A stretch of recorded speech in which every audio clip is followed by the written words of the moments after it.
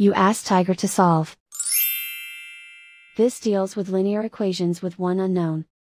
The final result is n equals 5. Let's solve it step by step. Simplify the expression. Multiply the coefficients. Group all constants on the right side of the equation.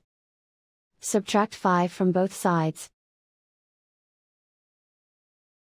Group like terms. Simplify the arithmetic.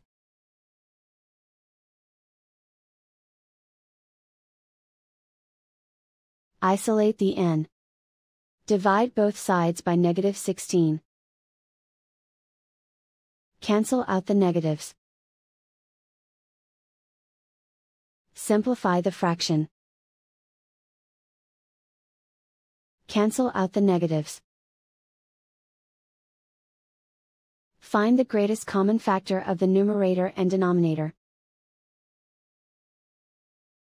Factor out and cancel the greatest common factor. And so the final result is n equals 5.